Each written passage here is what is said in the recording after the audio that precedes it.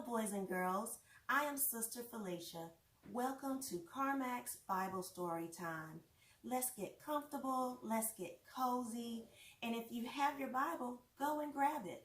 And let's follow along with me and listen to the story. Today's story comes from Luke chapter 2, verses 1 through 7. Jesus is born in Bethlehem.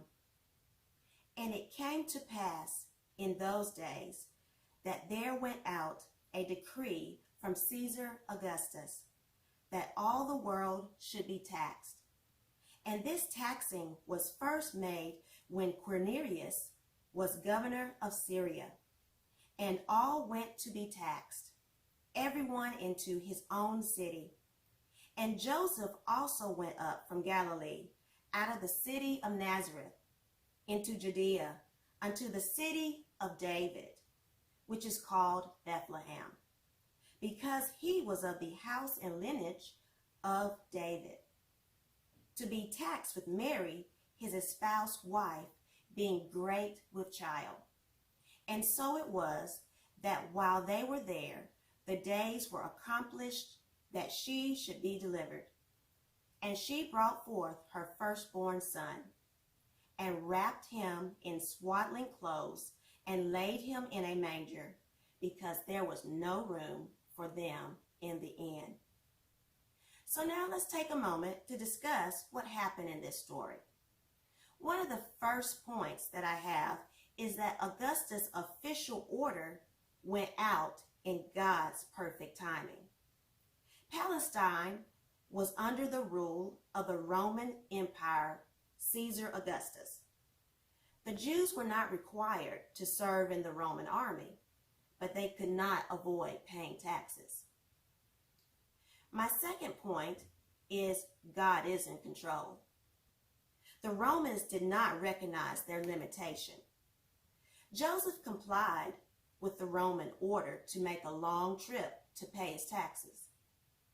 His fiancée, who had to go with him, was about to give birth. Jesus was born in the very town prophesied for his birth.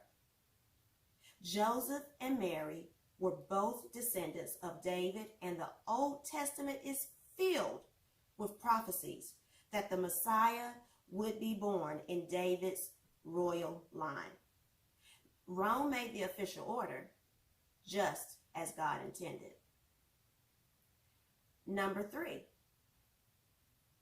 God will guide you and provide you all you need. This couple headed toward Bethlehem. God did not soften Joseph's bumpy road, but strengthened him. God did not provide a luxurious inn for Joseph and Mary, but brought his son into the world in humble surroundings. When we do God's will, we are not guaranteed comfort and convenience. But we are promised that everything, even discomfort and inconvenience, has meaning in God's plan. Number 4, we should not limit God by our expectations. The mention of the manger is the basis for the traditional belief that Jesus was born in a stable.